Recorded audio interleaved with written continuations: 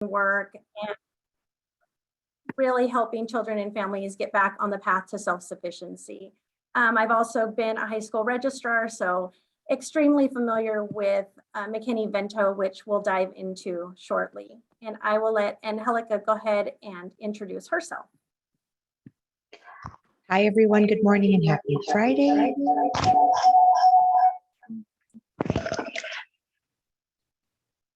Sorry, I do apologize. I don't have access to a camera today, but I am coming to you from the Wellness in Schools program, also with Contra Costa County Office of Education's Wellness in Schools program, and I've been with the county office for 2 years now.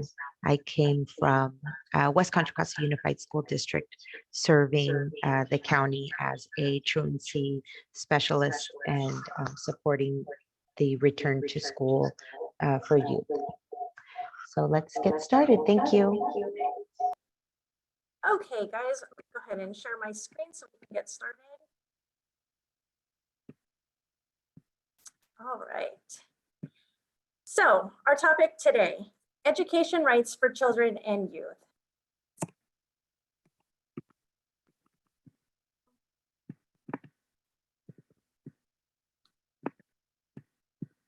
All right, so our agenda for today. We are going to talk about homelessness and how it pertains to the McKinney-Vento law. We'll talk about our McKinney-Vento students. Who are they? How do we identify them? And also unaccompanied youth and how that fits into this puzzle. Then we'll chat about some of the challenges that our homeless students face, especially when enrolling in school, in addition to enrolling in school, but academically succeeding and getting on that path to graduation. And then finally, we'll talk a little bit about equal access for our homeless children and youth and how to maintain their education throughout their time experiencing homelessness. So I thought we would start with a little activity. So you have just learned that you and your family must be out of your house in 15 minutes. However, you can only take what fits into your backpack. So what do you take in those 15 minutes? You guys can just go ahead and put some answers in the chat, if you will.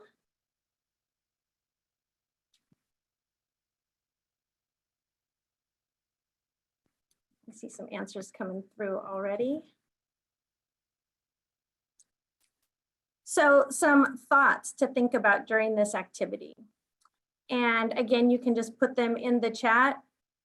Why did you choose to select the items that you did and leave the rest behind?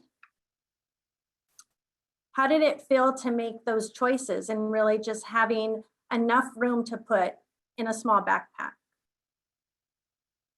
How will you do without all those things that you have to leave at your house because you have to get out? And where are you going to get all the things that you need, but you just don't have them anymore? And would anyone like to discuss their answer? Or Natalie, would you like to read some of our answers that came through in chat? Sure. So a lot of people are saying important documents, medication, wallets, changes of clothing, toiletries, passports, vaccine cards, chargers for their tech, but definitely a lot of like medical documents or legal documents, and then medical prescriptions and stuff. Right. And as you guys have probably gathered, the reason behind this short activity is our homeless students and families are on the move. And sometimes it is as quick as 15 minutes, 30 minutes, an hour to gather up what you need and get out. So it really just puts into perspective how quickly you have to think and get all of those items in one backpack and have one bag. So we're going to just jump right in and start with some data, homeless numbers at a glance. So these numbers are from the 2019-2020 report.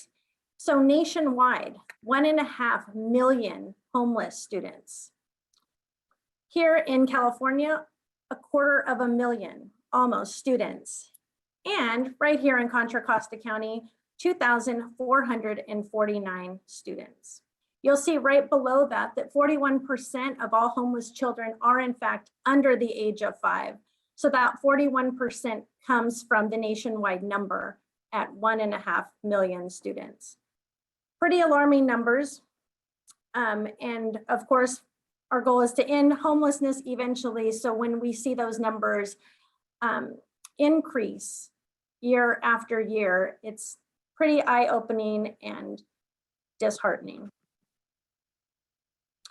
So before we get into defining homelessness, we must first understand the root of family homelessness.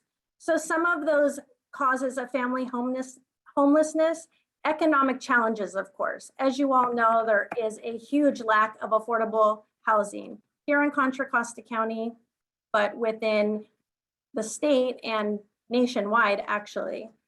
Other economic challenges. The family may already be living in poverty before they are in fact homeless.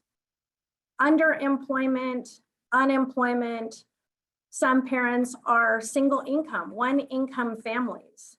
Even with dual incomes, as we know, sometimes it still is hard to make ends meet. Another cause of family homelessness, there might be health challenges in the home with the children, adolescent, adults in the home. Someone in the home might have disabilities, mental health issues. One or both parents might be struggling with addiction. Therefore, they can't work, unable to pay their rent, leading to family homelessness. Domestic violence is another cause of family homelessness. If an adult flees with the children, they ultimately sometimes end up in a shelter. So another cause of family homelessness. So youth homelessness. The causes for youth homelessness are a little bit different. Most of our youth have endured some type of abuse or neglect, therefore leaving their home. There could be acute conflict in the home. A pregnancy, unplanned, a youth is afraid to talk to their parents. Might be a gender identity or sexual orientation issue. Oftentimes youth do not feel accepted when trying to explain this to their parents. It could be an issue within the family, step parents or step children's. Substance abuse, again, forcing the youth to leave the home. Economic challenges that plague youth homelessness as well. Sometimes there's pressure for an older child to go out and get a job or to go stay with a friend or a family member because the family simply cannot feed another mouth due to lack of income, or the child just simply leaves because of that pressure.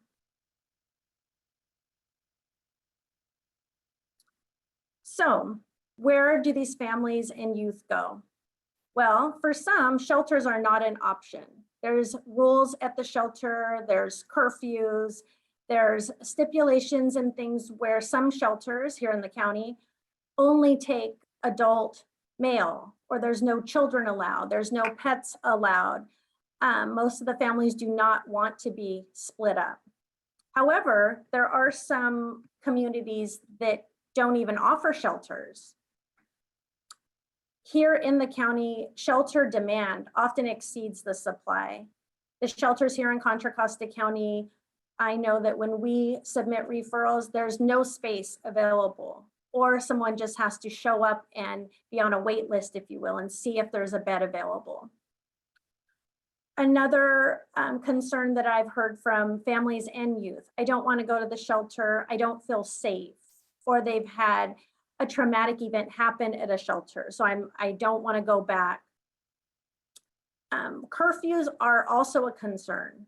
So conventionally, folks work from 8 to 5, 9 to 5:30, 10 to 6, 11 to 7. There's a lot of shifts. But if someone can only get evening work or graveyard shift work, that doesn't work. Curfews have shelters have strict rules. You have to be in at a certain time, you have to leave at a certain time, you can only return at a certain time.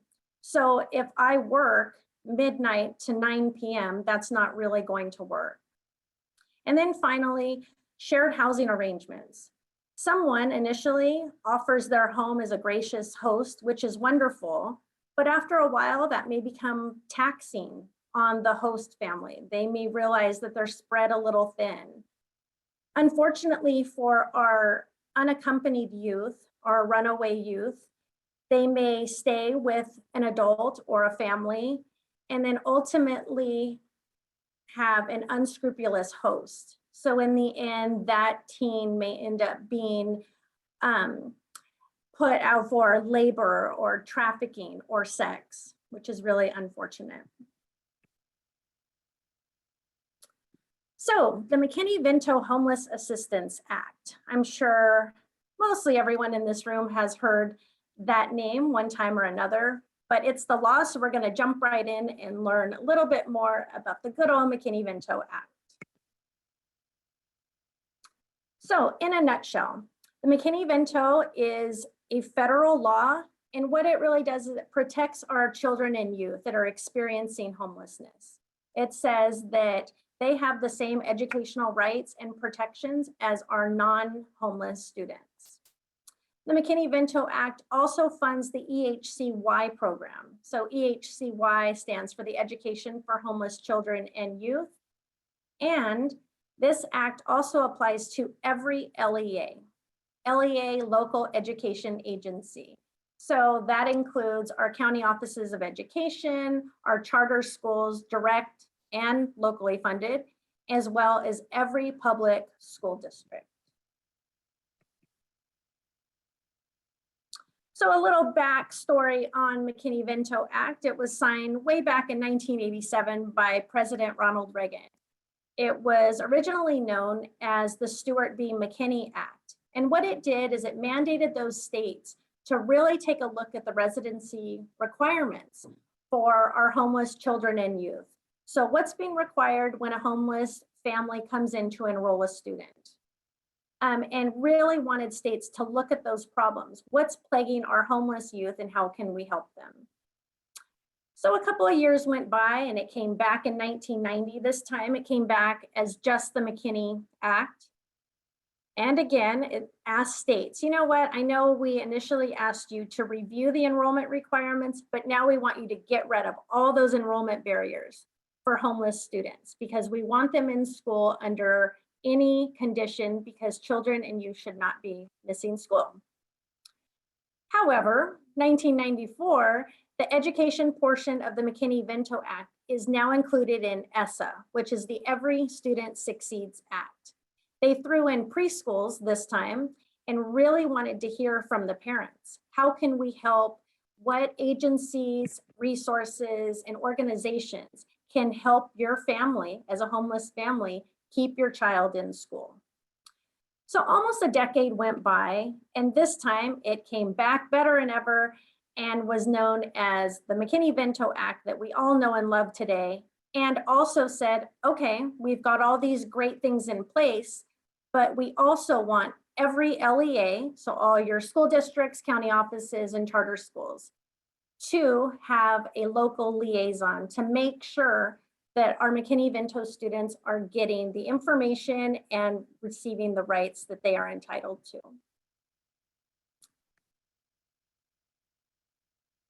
So Natalie, I'm going to stop here before we get into the duties of the local liaisons. If you wanted to just maybe grab one or two questions from the chat, I see a lot coming through. Well, we only actually have one at the moment, but it's more of a specific question, so I was going to hold it to the end. Okay, thanks. So our local liaisons, as you just learned under McKinney-Vento, every LEA needs a liaison. So what exactly do they do? Well, our local liaisons do a whole bunch of stuff. First and foremost, they're promptly identify and correctly tag our homeless children that qualify under McKinney-Vento. They make sure that those students remove all those barriers to enrollment and help them along the way in ensuring that they are receiving retention services. Our liaisons also post our educational rights, making sure that those students are getting every service that they are entitled to. Along the way, talking to parents, guardians, and our unaccompanied youth, which we'll get more into along the way of educational opportunities. And of course, it helps that everyone must be trained and able to assist our homeless youth. But they also coordinate multiple services for students and their families. That includes our special ed services or any programs that they may be deemed eligible for. Our liaisons also collaborate with multiple agencies, our community services, our community-based organizations, school personnel and staff, not only at their district site, but within all the other schools, really emphasizing that interagency collaboration. They refer all of the parents and guardians and our unaccompanied youth to public agencies and CBOs for additional services. So that might be helping an entire family receive Medi-Cal, or an unaccompanied youth apply for food stamps. The liaisons assist with mediation of the dispute resolution process, which we'll talk a little bit more about in a minute. And they aid our unaccompanied homeless youth with getting in school and transportation services needed. So you've got a little bit of information and some history on the McKinney-Vento Homeless Assistance Act, but who are these students? How do we understand what they need and who they are, and how do we correctly identify them? Well, the McKinney-Vento Act under federal law has this qualifying language, and they define homelessness as homeless and children as individuals. They need to lack three things: a fixed, regular, and adequate nighttime residence. So those are really your guiding phrases when you're determining eligibility for someone who is potentially McKinney-Vento. So children and youth who lack fixed, regular, and adequate nighttime residences, you'll see this list of some examples. So campgrounds, public or private areas, they're sleeping outside, emergency and transitional shelters. The McKinney-Vento Act also includes migratory children, the unaccompanied youth, children abandoned in hospitals, families that may be residing with another family in the home. Coin the term doubled up. When you're determining McKinney-Vento eligibility, just because a family is living with another family and is doubled up doesn't necessarily mean that they're lacking fixed, regular, or adequate nighttime residence. So you'll hear me like a broken record say that throughout this presentation, but it is helpful to remember, if you keep your thought on just fixed, regular, and adequate, the McKinney-Vento Act will help you determine the eligibility. Cars, parks, abandoned buildings, and substandard housing as well. So classically, we think of homeless as just that. I'm sleeping outside, I have no shelter. But McKinney-Vento really brings into perspective that someone can have some form of shelter and still be deemed homeless. So substandard housing. Does the house lack basic utilities? Is there running water? Is there electricity? Is the house infested? Is there mold? Is there standing water? Is the roof leaking? Does the house lack basic functions? Does it not have a flushing toilet or a working kitchen, a refrigerator? Maybe there's no windows in two of the rooms. Maybe there are missing doors. So very, very substandard housing. Does the house present any dangers to the adults in the home? Maybe there's someone with disabilities, then they're living upstairs. Someone disabled would not be able to get up those stairs. Small children, maybe there's faultier wiring issues in the home. So all of these are all considerations when considering substandard housing. So there's that fixed, regular, and adequate nighttime residence again. So when we think of a fixed residence, we think of your house that you go to, The house isn't moving, it's not going anywhere. These are your houses, your apartments, your townhouses. A student has an actual fixed place to go to every single night. But the student may also have a regular residence. So it's used pretty consistently, but maybe I sleep on my cousin's couch 2 nights a week, but then I stay with my friend across town the rest of the week. It's regular and I have somewhere to stay, but it's not fixed.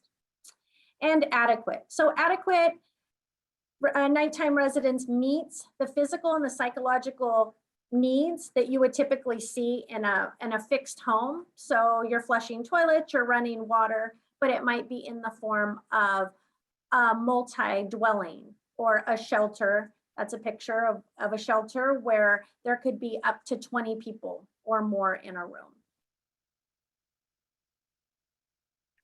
So we have 4 main types of homelessness that we've talked a little bit about. So we have sheltered, and it is just that.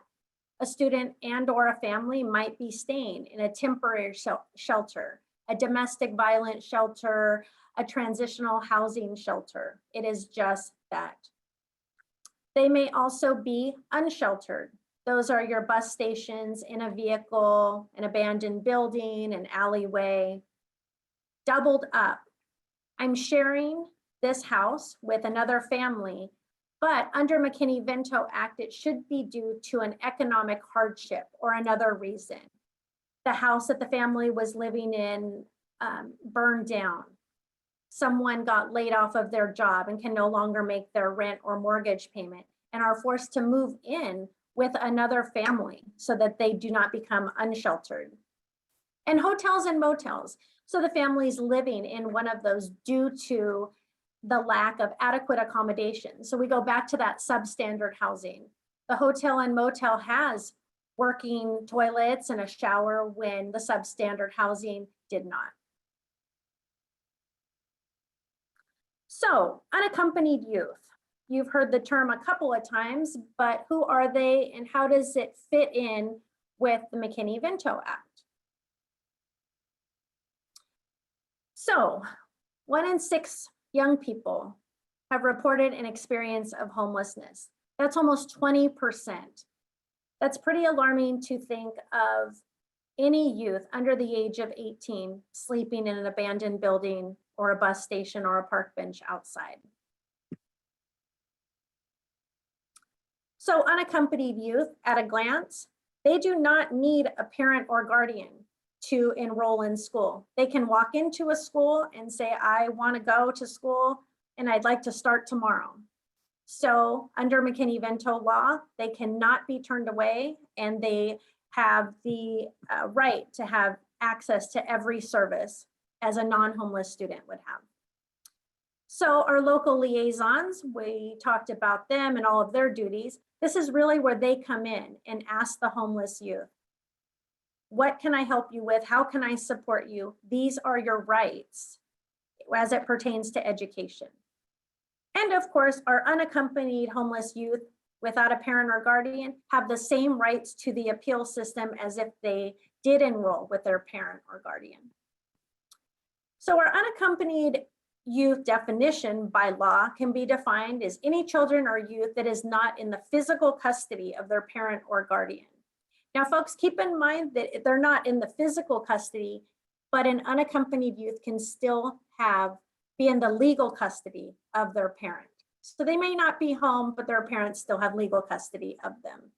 However, in order to be deemed McKinney-Vento eligible, that student needs to be not only homeless, so our guiding phrase there, defined by McKinney-Vento, so they're lacking fixed, regular, and adequate nighttime residence, but they also must be unaccompanied. So if a student is one or the other, if they're only unaccompanied, they would not qualify for McKinney-Vento services.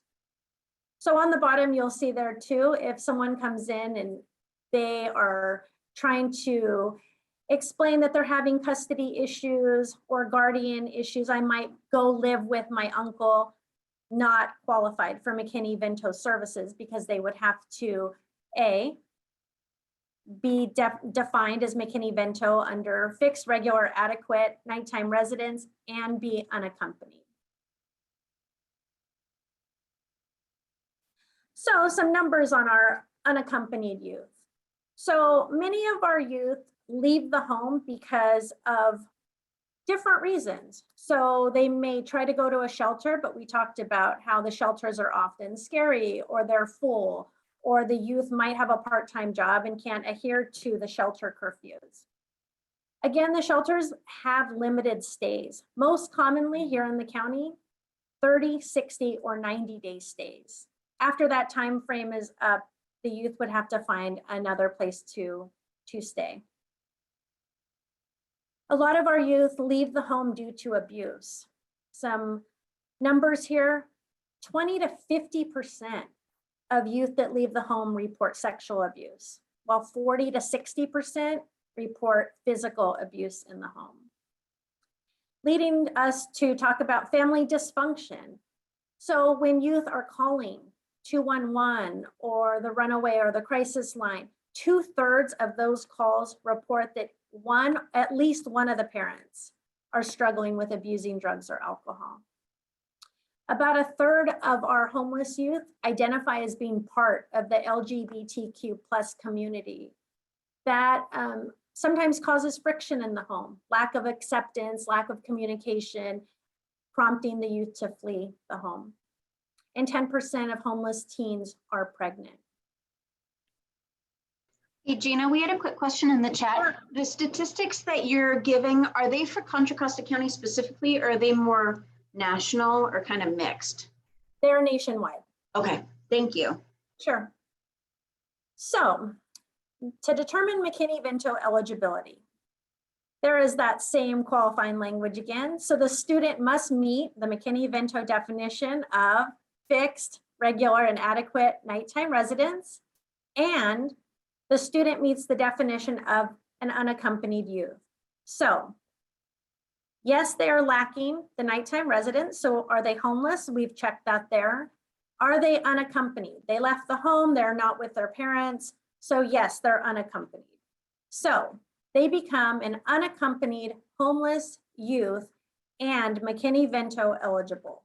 So this student would be tagged in the school district as not only homeless, but unaccompanied, and is therefore an unaccompanied homeless youth that is qualified to receive McKinney-Vento services.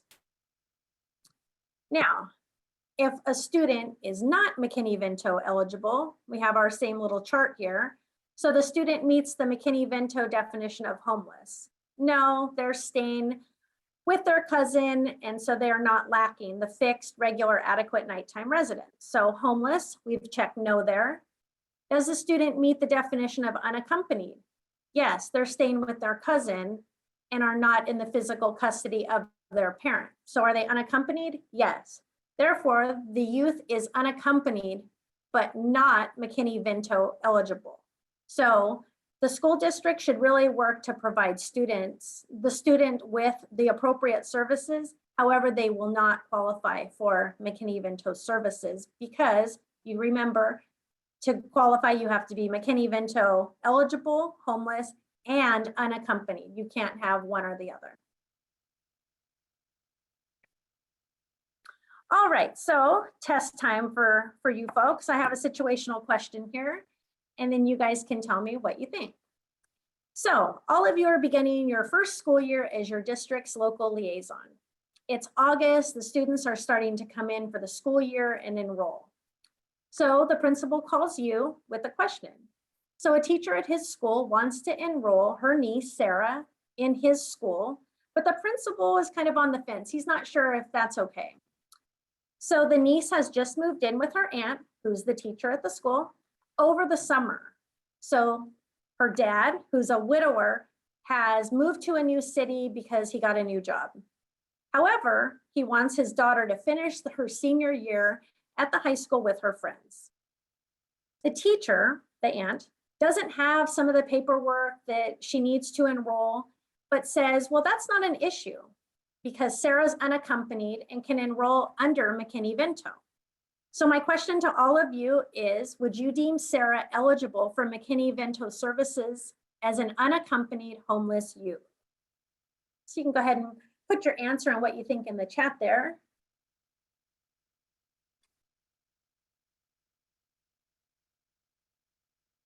And then Natalie can give us. We're getting a whole lot of no's. Oh, all right. People are So saying she's not homeless.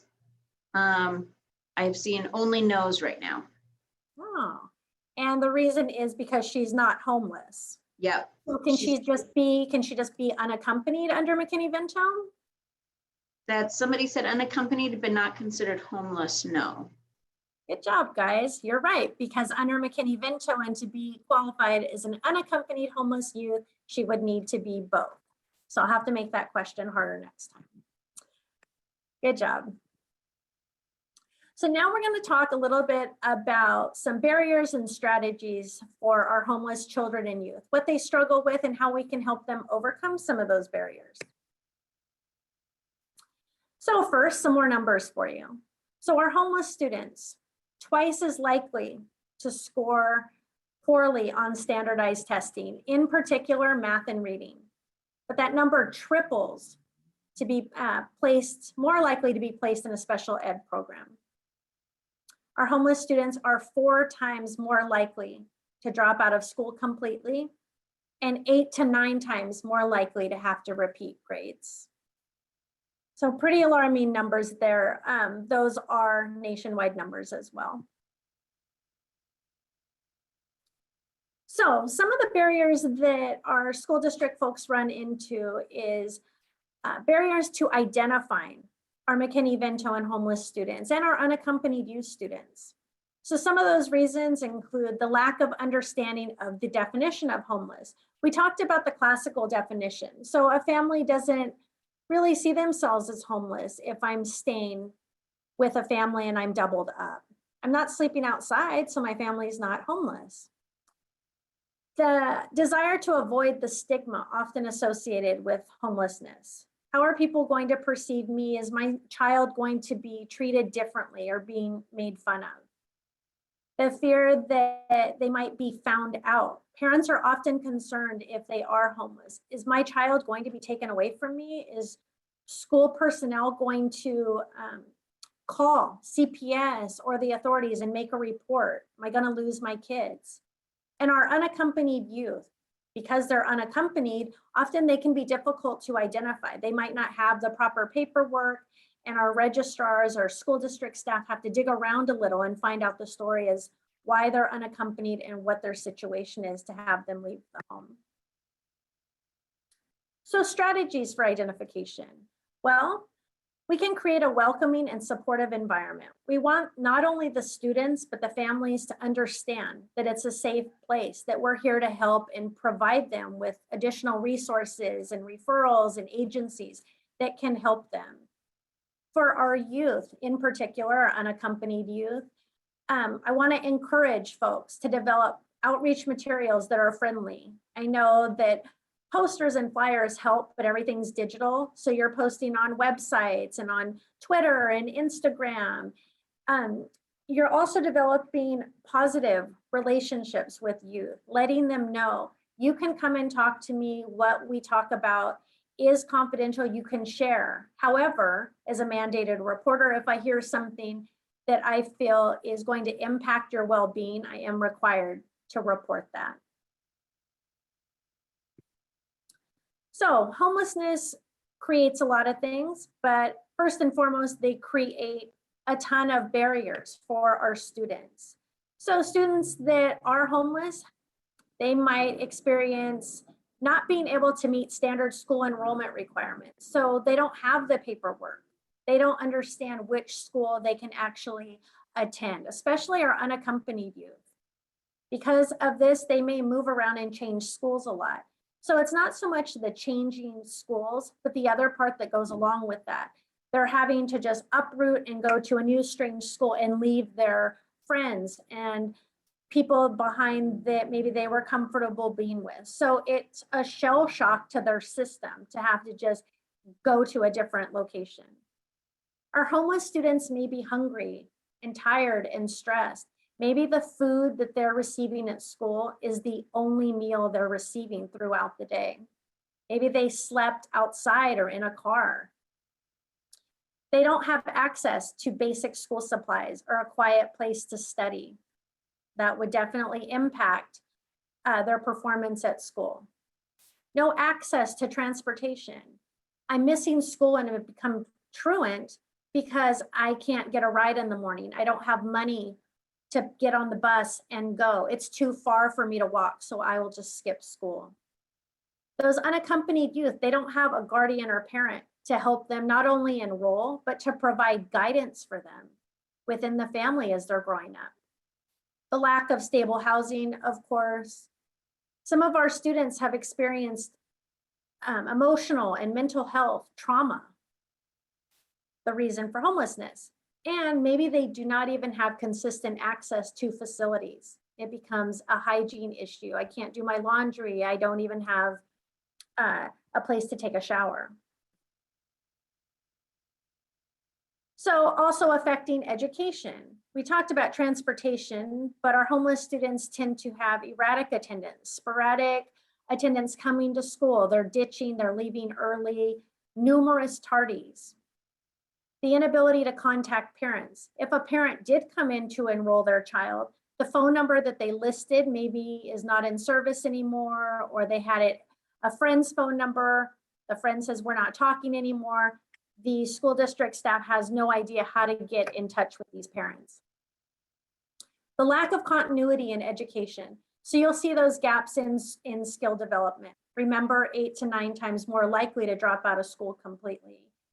The enrollment in several schools, which can make those records difficult to get. And the general issues in class. They can't concentrate, they can't focus. Sometimes our homeless students are falling asleep in class and maybe turning in incomplete assignments, if at all. So strategies for that list. Well, some sites are actually looking into providing easy access to facilities, mobile showers, mobile laundry, handing out hygiene kits to our homeless students. School site staff implementing policies to find out how those students can accumulate extra credits for partial credit, full credit maybe that they earned at different institutions. Becoming more familiar with the criteria for social services and housing programs. What housing shelters are available for our youth? Which agencies can make a housing referral that takes the entire family? For teachers, giving flexibility with school assignments, not only with homework, but any deadlines and needed supplies that they might need. So maybe they're interested in applying for college, but have missed the deadline. McKinney-Vento says that they are exempt from skipping those deadlines. They still could apply. And understanding state laws about minor medical consent. As an unaccompanied youth, typically when a student has a doctor's appointment, they would need a parent's note to excuse that so it doesn't become a truancy. Minor medical consent for unaccompanied youth says an unaccompanied youth could in fact sign themselves out because they were able to enroll in school. So Natalie, I'm going to stop before I get into academic success and check in with you for questions. Yeah, we do have a handful of questions. I'm trying to see which ones are, let's see. A couple of people have asked, how do I get a liaison for one of my youth? I think Angelica is taking care of that question individually. There is, somebody asked, are homeless youth or unaccompanied youth with chronic illnesses given priority? So under McKinney-Vento and unaccompanied youth, those students do not have to have any barriers. So essentially, yes, the answer is yes, they are given priority because they're the exemption to having to wait on any enrollment documents. Okay.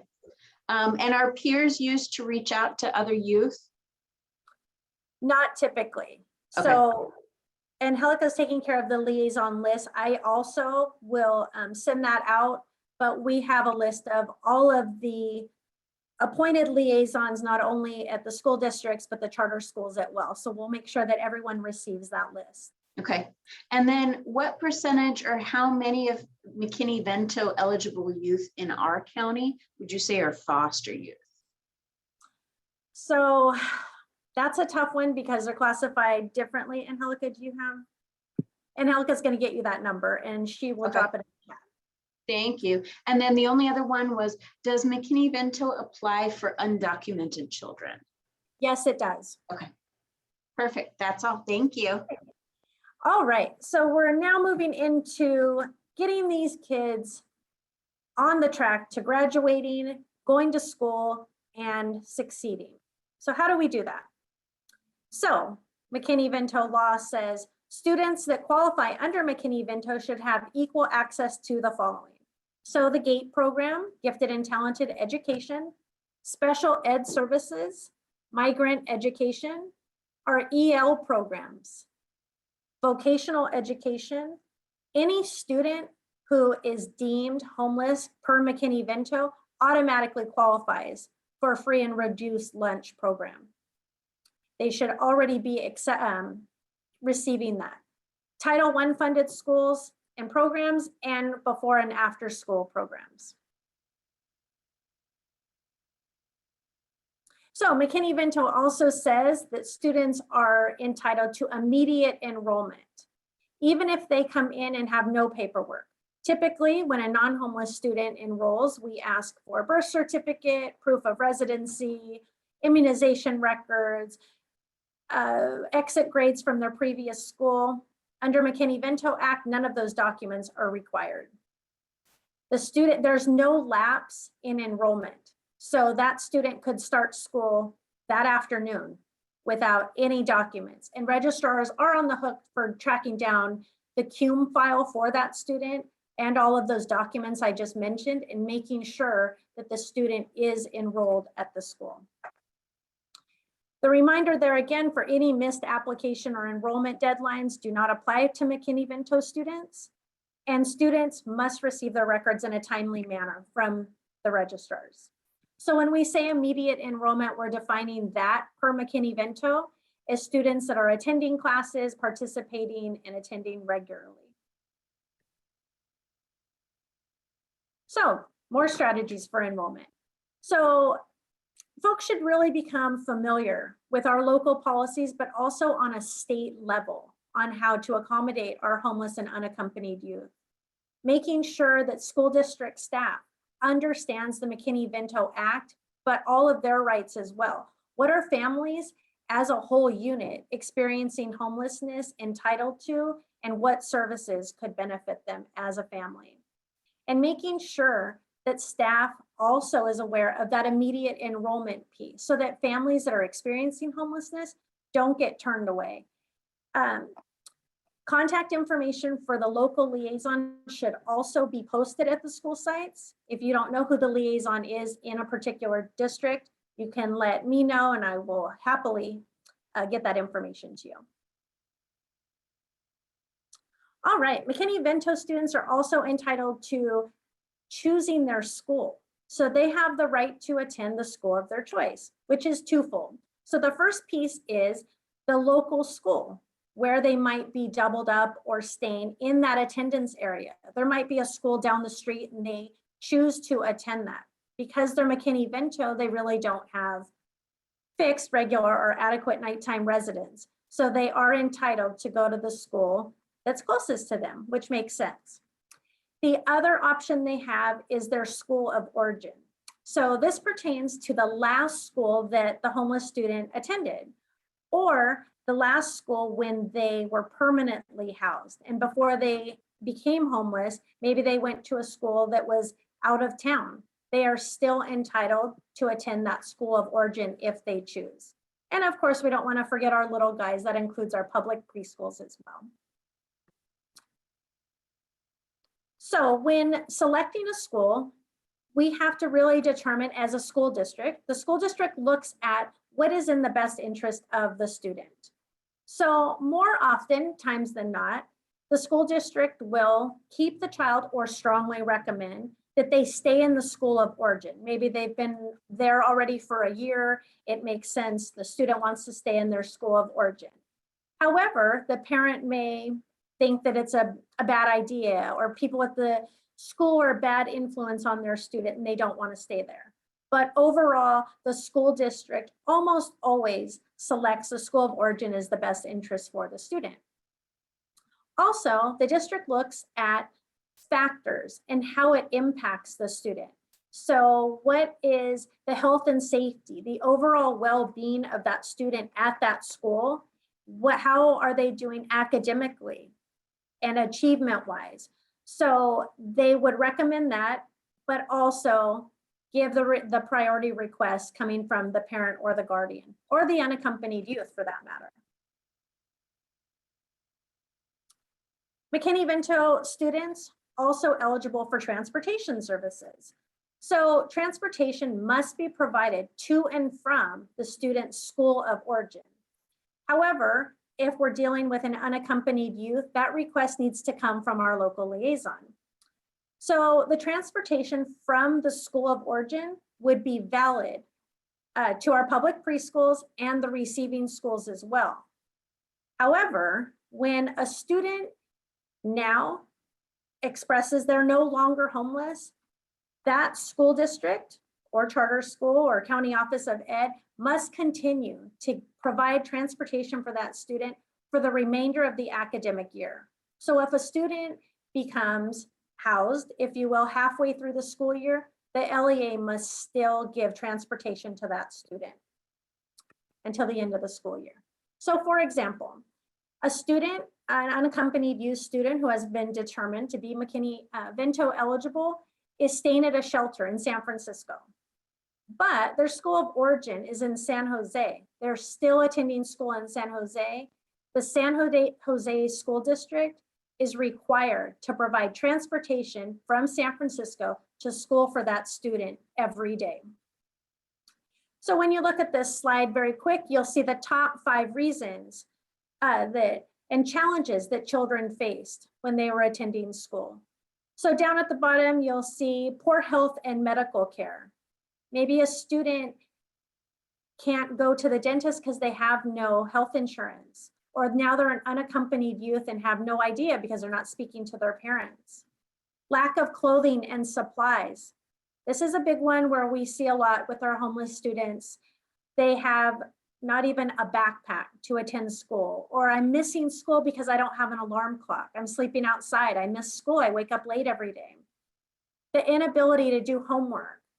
It's loud at the shelter, or it's raining. I can't do my homework. I can't find anywhere, a quiet place to study. The lack of transportation, we've talked about that. School districts do not provide school bus transportation anymore, only with the exception of special ed. And then our top challenge reported was the family overall is just worried about their basic survival needs. How are we going to eat? Where are we going to stay? 82% on that one. So dispute resolution. Sometimes when a family or an accompanied youth comes in and enrolls in a school, everything is great. Everything goes according to plan and everything is wonderful. But sometimes it doesn't go well. And sometimes there's an issue or a disagreement, and it comes between the school and the parent, the guardian, or the school and the unaccompanied youth. And it could be over eligibility. Maybe the family thinks that they're eligible for McKinney-Vento services, and the school district is saying, no, you're not, per McKinney-Vento law. We don't deem you as homeless. The disagreement could be over school selection. You're recommending the school of origin, I disagree, or just overall enrollment procedures. But in that case, the student or family, regardless of how bad the disagreement is, that student still needs to be enrolled immediately. They can go through the dispute resolution process, they can appeal it, but it does not matter. There's no lapse in enrollment. The student still needs to attend school, regardless. And if there is a dispute, the student or the family will be provided an explanation within 30 days of that school district of the outcome. And of course, they're referred to the local liaison. So the local liaison will really see the process from beginning to end and make sure that that youth gets enrolled, stays in school, and is receiving the services that they're entitled to. And they're entitled to receive all of those services until there's a final resolution regarding the dispute. All right, graduation is really our end goal.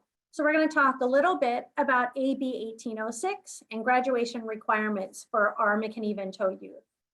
So AB 1806 was passed back in September of 2014, but it really didn't go into effect until January of 2015. So what AB 1806 said was, well, we're going to provide notice of potential expulsions. So this really required the local liaison to be included in these situations so that the liaison could monitor the student and the family and check in with them and let them know this is going to be the outcome. Your student is going to be expelled if they do not follow this procedure or get back on track. Partial credits. 1806 also said, okay, well, schools, make sure that you're looking on the transcripts, registrars in particular. Did the homeless student complete any credits, even partially? So it shouldn't just be 0 credits or 5 credits. If they went to English class halfway, maybe they're eligible for a credit or 2. Everyone counts toward graduation, so we will take what we can get. Also, homeless youth can qualify to graduate by completing only the state requirements. You guys may know it as AB 167, where students would only have to complete 130 credits, which would be the bare minimum to graduate. Does not include electives. So more about AB 1806. The youth can opt to graduate under AB 1806, but 2 things. They need to be homeless and they had to have transferred schools after their 2nd year. So an incoming freshman or someone who just started their sophomore year cannot walk into the registrar's office and say, you know what, I think I only want to do AB 167. I'm homeless, I'm only going to do the bare bones minimum. It needs to be after the 2nd year of high school. And they also need to be significantly behind in credits. It's already known that even if they went to summer school and they got straight A's, they're so behind, they're not going to graduate on time. So the student, if they opt to graduate under AB 1806, they can apply and talk to their registrar and their counselor, and it's been deemed that they are potentially eligible, they would be notified within 30 days of transferring to that school. So a couple of things to think about. Students have the right to also become a 5th year senior. So they can stay 1 extra year to catch up on all of those credits and graduate with the class the following year. However, if they do opt to become a 5th year senior, that may impact post-secondary options when going to college. All right, so a few more state legislation for you regarding homeless children and youth. So we have SB 177, that's known as the Homeless Youth Education Success Act.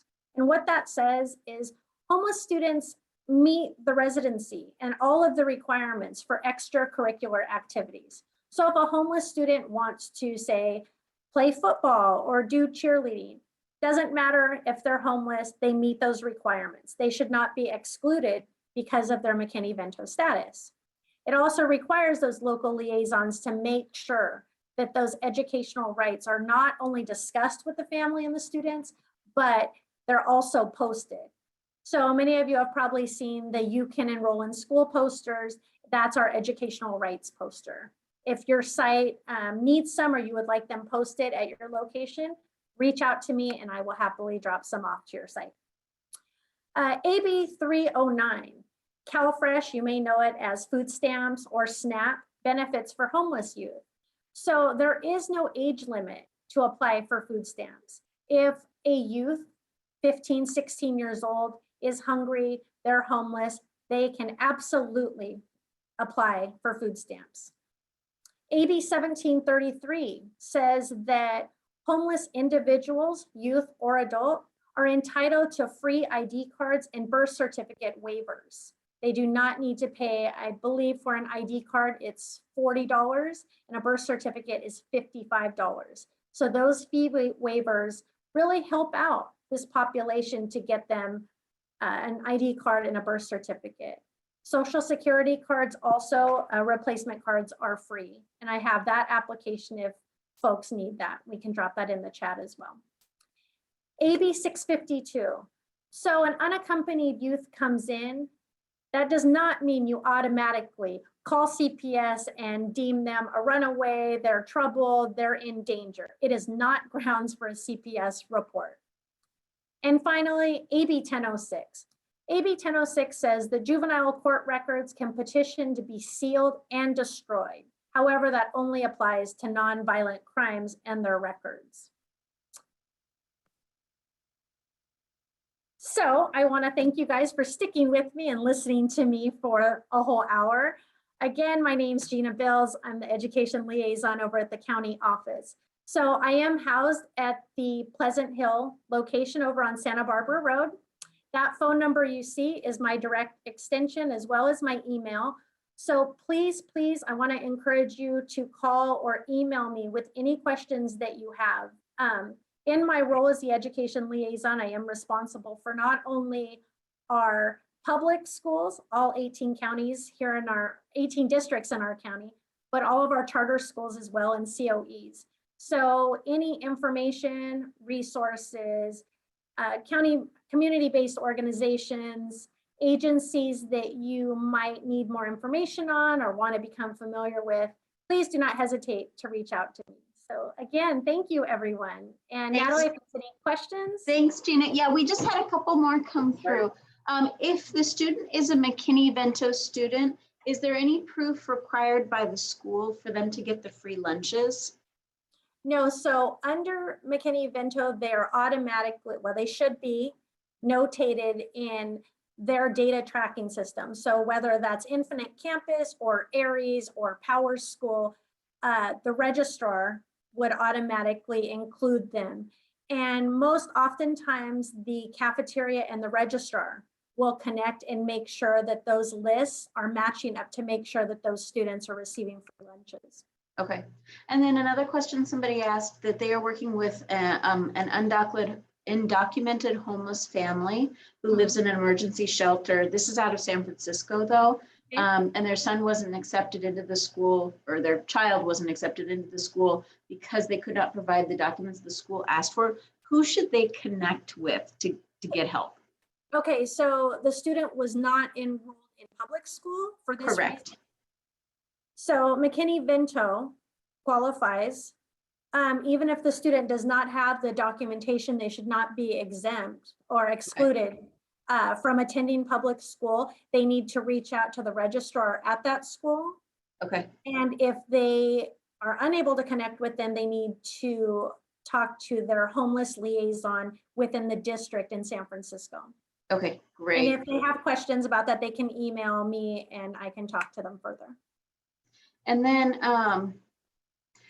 is there any legislation that is in place for youth who experience trauma?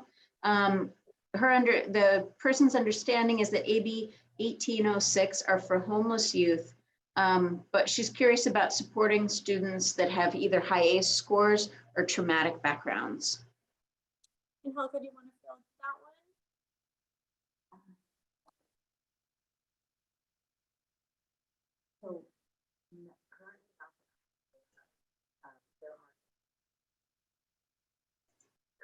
Okay, so currently none that Angelica is aware of, but we can definitely research that a little bit more and get some more information and follow up. Okay, thank you. And then as a migrant youth, do you have to be unaccompanied and lack proper housing to be considered homeless? Or to solely be considered under McKinney-Vento? I'm not sure I understand the question. Yeah, that's a little vague. Is that person still on the call? Can they? Elizabeth, do you want to unmute?